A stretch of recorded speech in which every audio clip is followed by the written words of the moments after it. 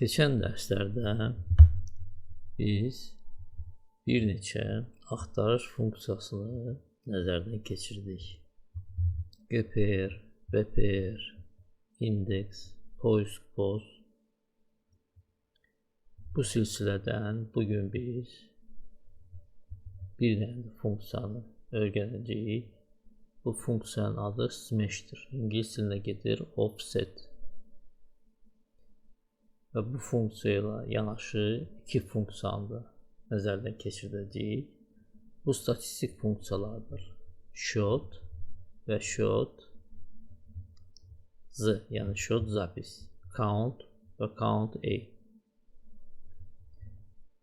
Bugünkü dərsdə bunların işini ayrı-ayrı nəzərdən keçirdəcəyik. Gələn dərsdə isə görəcəyik ki, bu funksiyalar kombinasiya şəklində necə işləyirlər.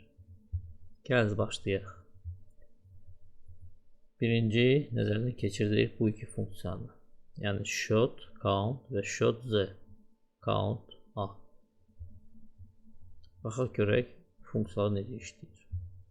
Statistik funksiyalardır və onları formula tabında tapmaq olar. Keçirik bura. Burada другие funksiya, yəni başqa funksiyalar, statistik, yəni statistik və burada funksiyalardır. Shot və shot z. Baxaq görək bunlar nə edir. Shot. Burada görürsünüz yazılır ki, подсчитывает количество ячеек в диапазоне, который содержит число. Yəni müəyyən diapazon göstəririk və həmin diapazonda bu funksiya xanaların sayını göstərir. Və həmin xanalarda mütləq rəqəmlər olmalıdır. Yəni ədədlər olmalıdır. Görək bu birisi funksiya nə deyir? Подсчитывает количество непустых ячеек в диапазоне. Yəni müəyyən diapazon yerinə götürürük və bu funksiya həmin diapazonda boş olmayan xanaların sayını göstərir. İndi gəl görək praktikada bu necə işləyir. Keçən dərslərdə kifayət qədər çox bu funksiyadan istifadə eləmişik. Burada da həmin funksiyadan istifadə eləyək. Случ между, yəni təsadüfi rəqəmlər, təsadüfi ədədlər yaradırıq. Bərabərdir. Случ между seçirik. Keçirik pəncərəyə və buradan aşağı yuxarı ədədləri göstərir, yəni ədədləri göstərir. Aşağı ədəd qoy olsun 50, yuxarı ədəd qoy olsun 100. Yəni 50 ilə 100 arasında ədədlər olacaq. Yaratdıq, dartırıq aşağı, 10 dənə ədəd bəs eləyər. Göndəririk yaddaşa, yaddaşdan qəbul edirik ki, ədədlər başqa xalanı dəyişik eləyəndə dəyişməsinlər. Kopyalayırıq və burada yerləşdiririk. Belə eləyək. İndi gəl bu üstünə baxaq görək funksiyalar necə işləyir. Yazırıq shot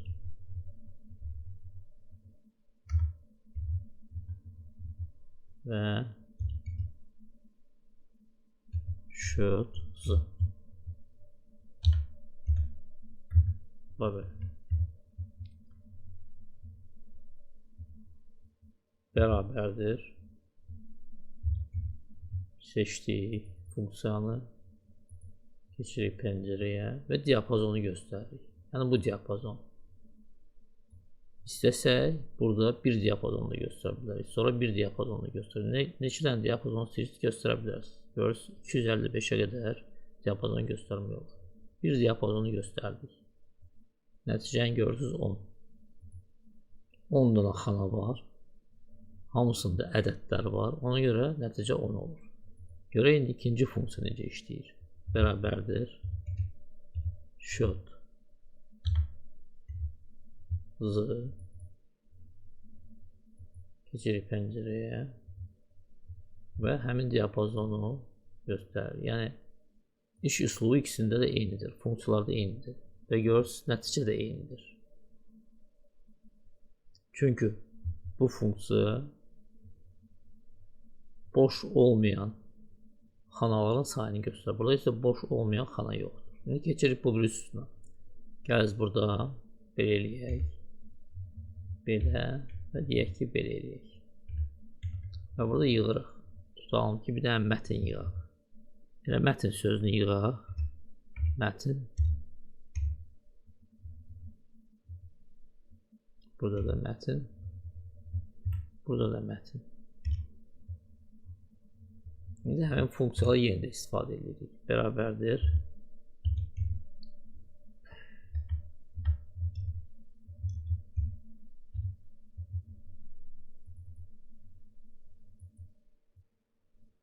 Bu diapazonu seçirik.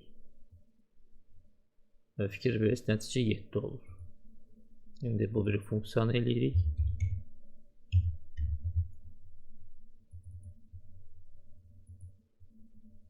Seçirik diapazonu və nəticə 10 olur. Niyə burada 7-dir? Çünki yalnız ədədlər nəzərə alınır. Burada isə 10 xanada 3 dənə mətin var. Görürsünüz, buna görə ədədlərin sayı 7 olur. Burada isə boş olmayan xanaları göstərir. Burada da xanalar boş deyil. Görürsünüz, 10 dənədir. Gəlin, 1-2 xananı boş eləyək. Deyək ki, buradan yığışdırırıq mətni. Fikir verirsiniz, nəticə dəyişdi 9. Gəlin, buradan bir dənə ədəd də götürək. 99-u yığışdıraq. Görürsünüz, oldu 6, 8. Yəni, burada 10 dənə xanadır. 6-sında ədəd var. 1, 2, 3, 4, 5, 6. Ona görə 6 olur. Bu funksiya göstərir. 2 dənə də boş xana var. Ona görə burada nəticə 8-dir. Beləliklə, buradan belə bir nəticəyə gələ bilərik ki, əgər bütün xanalar doldursa və həmin xanalarda ədədlərdir, bu iki funksiyanın nəticəsi eyni olur. Amma əgər xanalar boşdursa, müəyyən xanalar boşdursa və müəyyən xanalarda isə mətin var, yaxud belə deyək, ədəddən fərqli olan bir dəyər varsa, onda bu funksiyaların nəticələri bir-birindən fərqlənəcək. İndi keçək smash, yəni offset funksiyasına. Belə bir cədvəl hazırlamışam sizin üçün. Elə bil ki, deyək ki, bu bir il ərzində ay dollar və avronun kursunu göstərir. Yəni manata nisbətən kursunu göstərir. Bu sütuna fikir verməyiz. Qırmızı rəngdə olan sütuna fikir verməyiz. Burada ədədləri yığmışam ki, sizə rahat olsun. Yəni, ayları, nömrələri də bu yanvarın ayı 1-ci ay, bu da dekabrın ayı 12-ci ay. Dekabr ayın nömrəsi də 12-ci ay. İndi gəlin görək burada smash funksiyası necə işləyir. Smash funksiyasının köməyi ilə bu massivdən, yəni bu cədvəldən istənilən məlumatı çıxartmaq olar. Gəlin əvvəlcə burada, yaxud burada görək smash funksiyası necə işləyir. Yəni offset funksiyası necə işləyir. Bərabərdir. Smash. Keçirik pəncərəyə. Və birinci xanada ссылка xanasında, yəni istinad xanasında biz bir xana göstəririk. Hansından ki sürüşmə gedəcək. Yəni sürüşmə sətirlər üzərində də gedə bilər, sütunlarla da gedə bilər. Göstərib bax, bu sütun. Belə bünövrə sütundur. Belə deyək. B1. Özə sizə bir şey deyim, sürüşmə yuxarıdan da aşağı gedə bilər, aşağıdan da yuxarı gedə bilər. Göstərdik B1-i. İndi tutalım ki, bu cədvəldən bizə bax, iyun ayında olan kurs maraqlandırır. 1.65-dən 1.83 dollar avro. İndi buradayıq, düzdürmü? İndi sürüşmə getməlidir. 1, 2, 3, 4, 5, 6. Birinci xananı saymırıq. Yəni iyun ayına keçmək üçün sütunla düşməliyik 6 sətr aşağı. 1, 2, 3, 4, 5, 6. Ona görə burada yazırıq 6. Keçirik bura. İndi biz buradayıq. Bizə lazımdır dolların kursu. Yəni 1.65. Sürüşmə gedir 1 sütun sağa.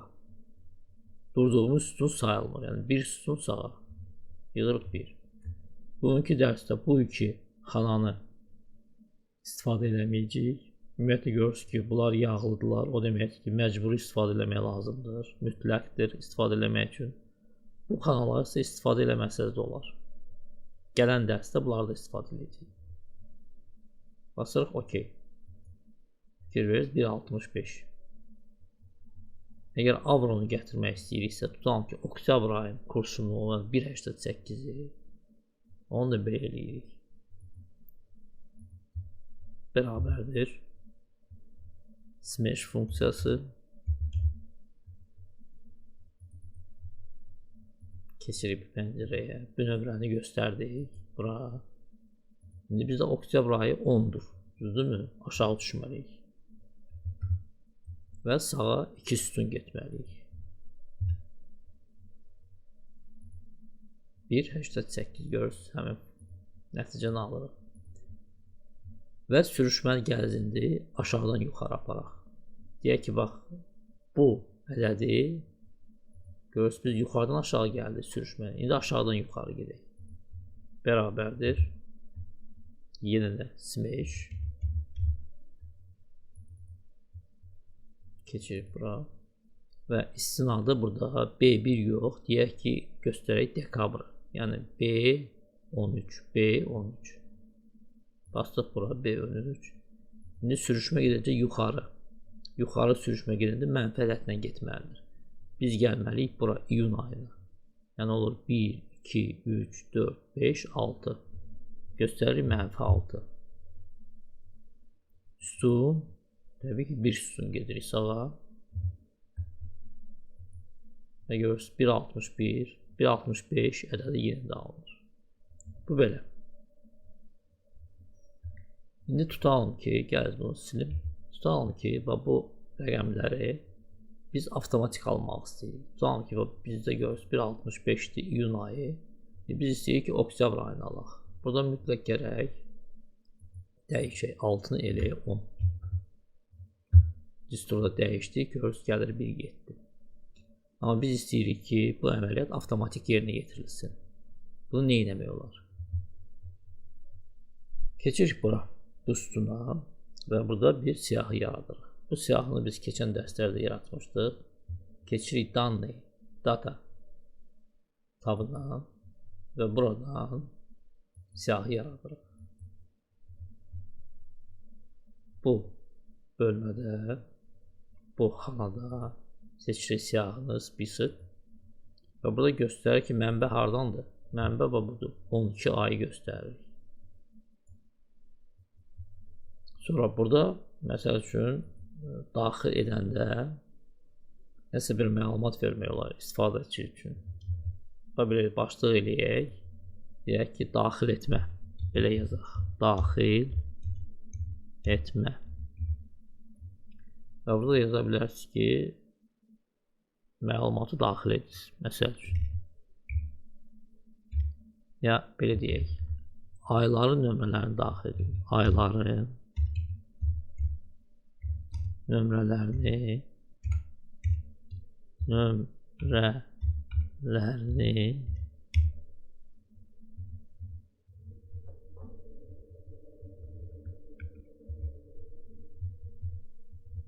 daxil edin.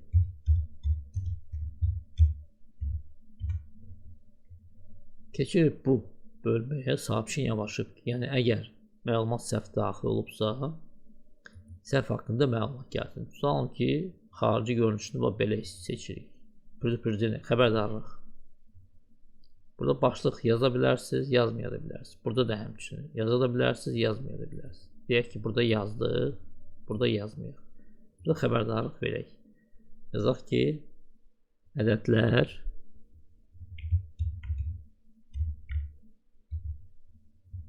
1, 12 deyə diapazonunda olmalıdırlar.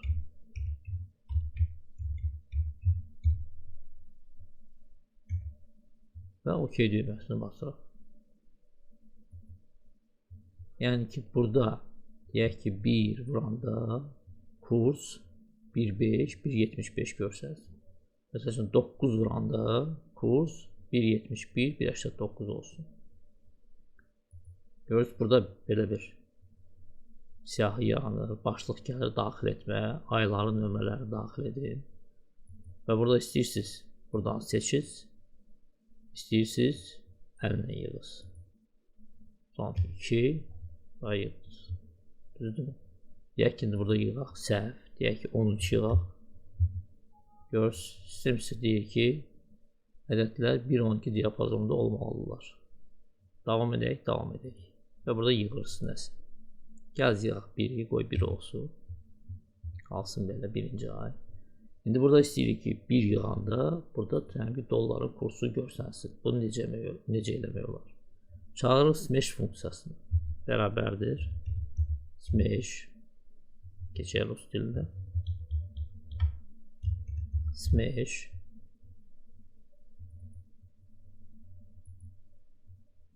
İstinadı göstəririk. Birinci xananı. Hardan ki sürüşmə gedəcək. Göstəririk bu ay. Xananı B1. Və indi burada konkret sətri yox.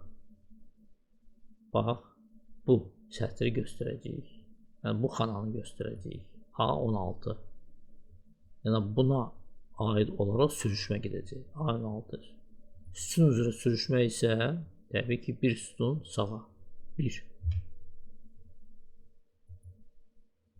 Gördünüz, 1,5 gəldi. İndi eyni əməliyyatı avro üçün də eləyirik. Bərabərdir. Smash.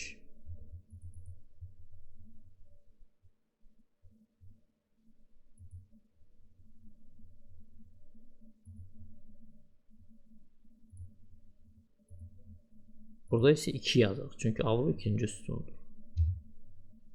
OK. Görürsünüz, 1,5 yanvar üçün kurs. 1,75 yanvar üçün avro üçün kurs. İndi tutalım ki, istəyirik may ayı olsun. 1,5 1,84. Burada yığırıq 2. 1,5 1,8. Ayaq, fevral ayını seçmişdik. Bizə may lazımdır. Hə, düzdür. Gəl mayı seçək indi. 5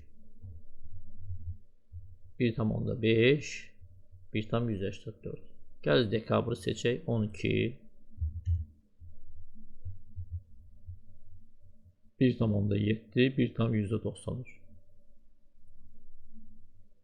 Bax belə smash funksiyasının köməyi ilə, yəni yalnız smash funksiyasının köməyi ilə bu cədvəldən biz lazım olan məlumatı darta bildik.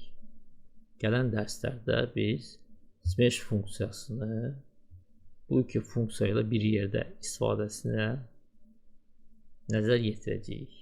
Bundan başqa funksiyalarda istifadə edəcəyik. Məsələn, sum, maksimum, minimum. Keçən dərsdə o funksiyalarda istifadə eləmişdik. İndeks funksiyası ilə bir yerdə. Gələn dərsdə isə smash funksiyası ilə bir yerdə o funksiyaları istifadə edəcəyik.